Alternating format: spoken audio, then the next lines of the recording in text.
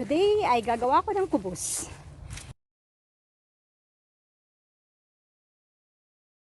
That of course, mag-enjoy muna ng konting lola nyo, ano? Magpapahangin ako. Lalakad ng konti, isang ikot lang dito sa aming garden. Just to check our birdies. Ang aming mga makukulit na patutis. And here they are. Yan.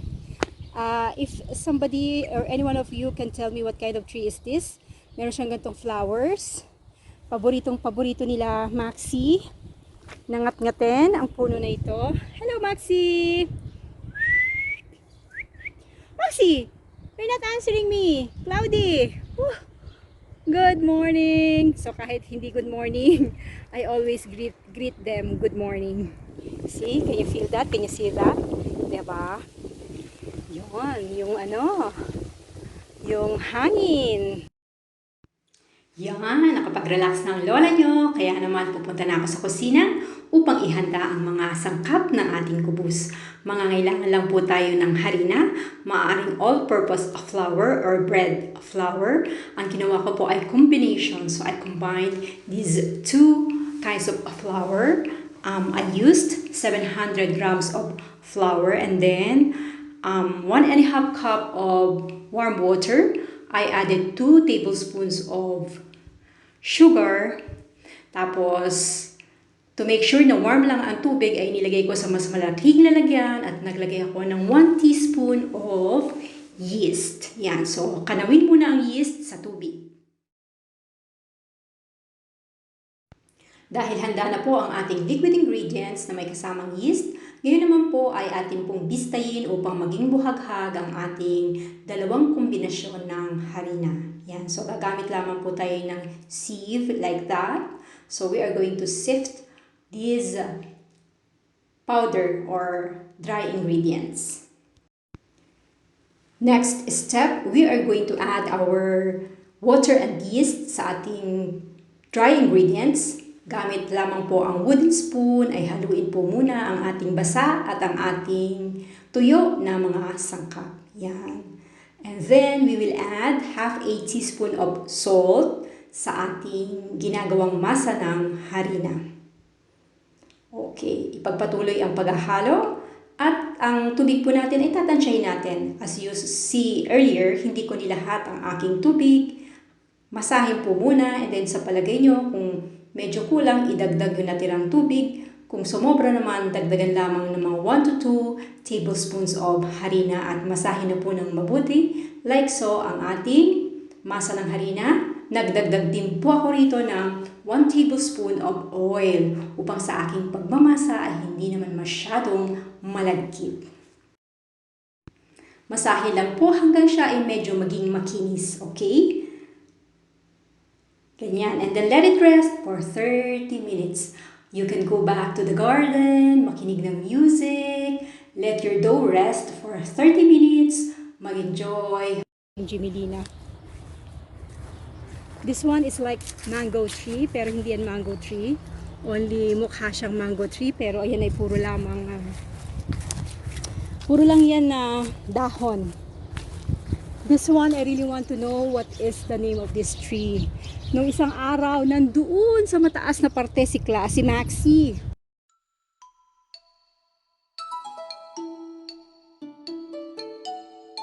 Yan, may mga ordinary flowers kami like this one. We have lots of these kinds of flowers in the Philippines. Tapos may sampagita. Thriving dito ang sampagita eh. Bougainvillea also.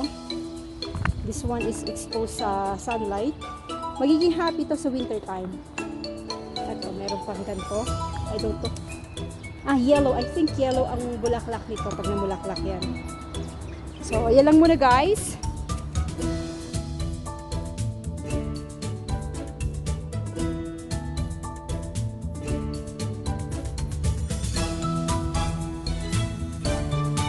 Ayan, matapos ang very relaxing walk ng inyong lola sa garden ay handa na po, ready na. Nakapagpahinga na ang ating masa ng harina. Beautiful, di ba?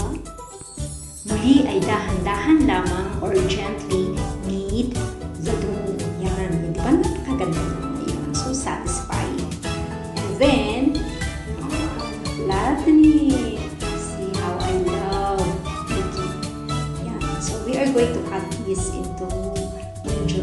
size portions, like so, at bilog-bilugin. Matapos ko po bilog-bilugin roughly itong mga small dough na ito, ay nilalagay ko po muli sa planggana, tinatakpan ko ng plastic.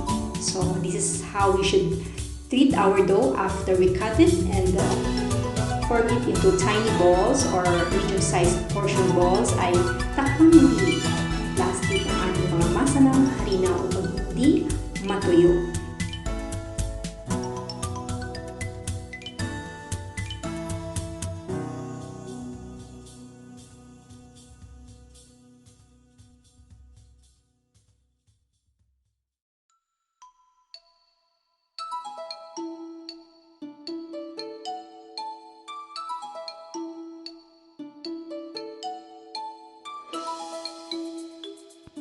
Habang naghihintay tayong i-flatten ang ating kubos, ay gagawa po ako ng another kind of kubos, which is bread with parsley. So, finely chop some parsley. Chop, chop, chop, chop, chop. Bilisan, bilisan, bilisan. And then, ayan, ilagay yung ating tinirang mga dough. Pagsama-samahin ang ating masa ng harina at ang ating chop-chop na parsley. So, masahin until every ingredients ay maging well incorporated sa isa't isa. Idinagdag ko pa yung isa pang small portion ng dough. Di ba nakita nyo? 5 yon. Pagkatapos, ayan, I cut it into 4 portions. I will make 4 kubos with parsley. So, kinabukasan, if I want to eat this with butter and garlic, pwede kong pahiran ng butter and garlic ang bread na ito para naman kakaiba ang flavor. Now back sa ating serious business, ang ating small portions of dough ay atin na pong bibilugin gamit po ang rolling pin, budburan ng extra na harina ang ating mga small portions ng dough, and then flatten it like so. So, kayo na po ang bahala sa thickness ng inyong kubos. If you want it very, very thin, sige lang. Palaparin ang gusto. Kung katamtamang kapal lang ng inyong kubos, nasa sa inyo po yan. So, this is the beauty of making your own food. If you want it, you can make it the way you like it. Thin, thick, crunchy, soft, salty, sweet, yeah. So just enjoy how your lola enjoys doing this baked goodies. Anyways, ang pag-bake po nito ay walang oven, init lang po ng apoy, ng kalan, ng kawali, at makikita nyo mamaya ang isa pang secret. Yan, so again, matapos po nating palaparin ang ating mga kubos, takpan ng plastic at itabi sa isang warm place. Okay, so tapusin ang ating trabaho, okay?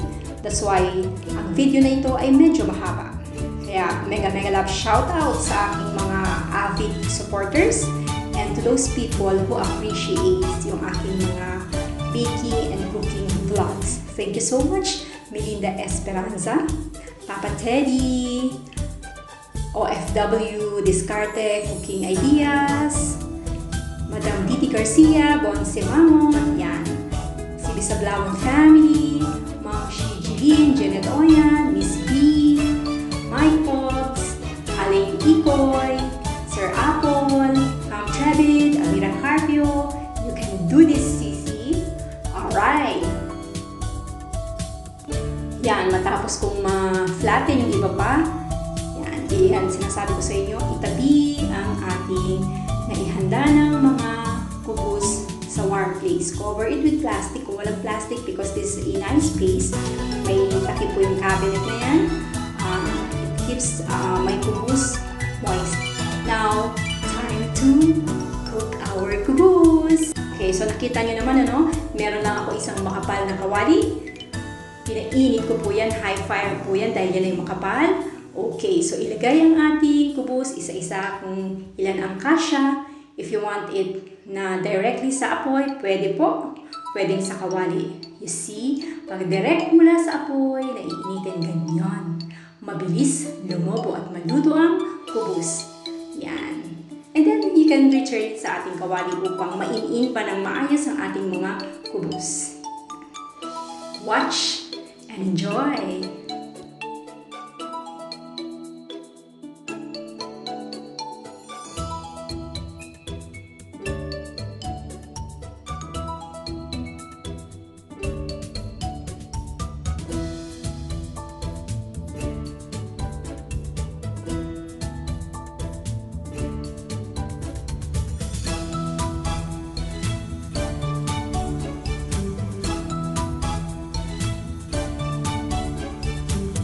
Lahat po ng aking mga kubos na naluto na ay nilalagay po namin sa hafuf. Ang hafuf po ay isang thermos, food thermos na may loong takip.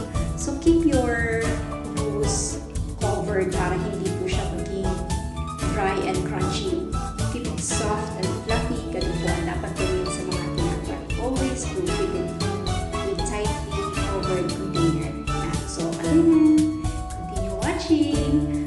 Mega love shout out sa iyo, Annalisa Adulang. Tomorrow morning, you can have some kubos for breakfast. You and Bossing Kulit. Hello and mega love shout out din sa iyo, RG Nante Barbon. This is for you, Mayor. I hope through this video ay makagawa ka na ng sarili mong pita bread at saka simple shawarma. So, this is how easy it is.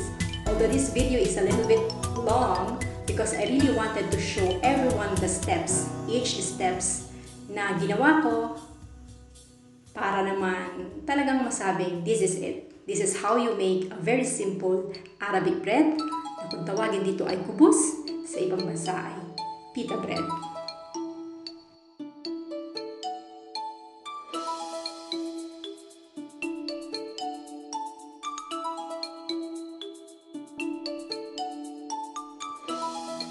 Mega love shout out din sa'yo, Simply Jackie, Mami Judith, ayan, Tinay and Bembem. Okay, as you can see, talagang very simple lang gumawa ng kubos.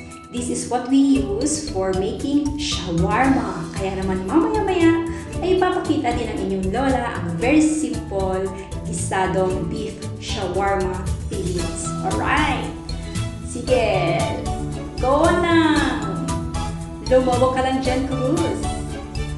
Okay, so I hope you notice na I always flip my kubos. Okay? Pag yung first part na lumapat sa kawali ay medyo dry na, flip it.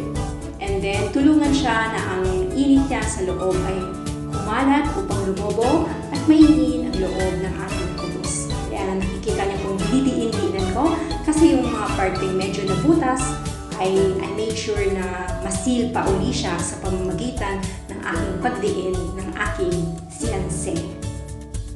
Ayan, this is another way of cooking our kubos. Lagay directly sa apoy. Ayan, but the thing is, ayan, medyo mabilis siyang matutong. Anyways, you can use medium part, okay? Ayan, look.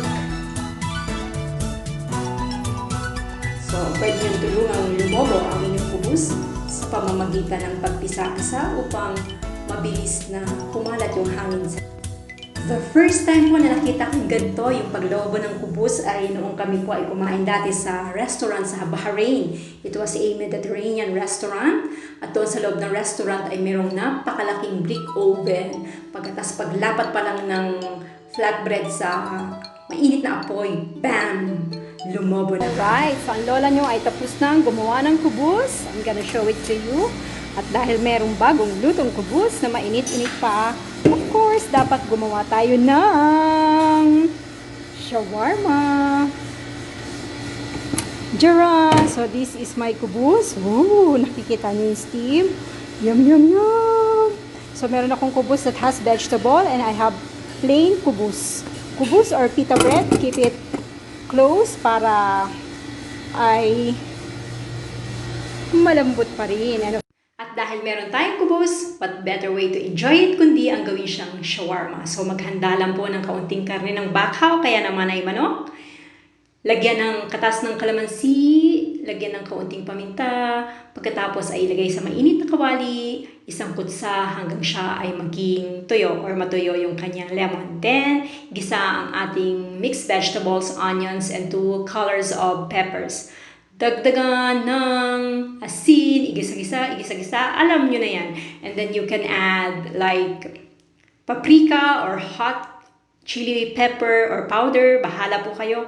And then of course I also added salt and chicken masala. Okay, so whatever is the spices available sa inyong kusina, gamitin. Then prepare your tartar sauce. Okay, mayonnaise, yogurt, a little bit of tahini sauce, lemon, and of course add crushed garlic. Mix. And then after mixing this tartar sauce, of course, ihahalo natin sa ating binisang pang shawarma na beef and onions and pepper. Yan, ganyan lang kasimple. Alright, so buksan ang inyong kubos, lagyan ng filling, yung ating ginisang beef and vegetables, ilagay sa loob, roll it, that's it. Of course, para kumpleto, maghanda ng juice, yan, and then enjoy your shawarma. Sila yun. Yon, you see? Yan, I think these are wild pigeons. Ayun, can you see them? Ayun, yun. Laging masaya ang mga ibon dito. Ayun. You see them? Dami nila. Hello guys! Okay, so eto na po ang fruit of labor ng inyong lola. Shawarma. Homemade shawarma. Dahil meron akong bagong lutong kubos, that's best para gawing shawarma. Kung kaya ng lola nyo, kaya nyo rin. Basta wag lang maging tamad. Okay? So, pwede kayo mag-isa ng chicken, pwede kayo mag-isa ng beef. Diba? Then you can have shawarma. As easy as that. Cheers! Flex ko pala ang aking mga kubos, okay? So, inilalagay namin sila sa isang half like this. See? Madami ako nagawa sa 700 grams of harina. Yeah. I hope you guys will try making this kubos. Because you know what? Aside sa meron kang makakain, it's fun. It's really fun. And so satisfying na makita na ang iyong kubos ay lumolobo bago siya maging flat. Pag nawala na yung mainit na hangin. Shawarma is my dinner for tonight. Thank you guys for supporting my channel. As always,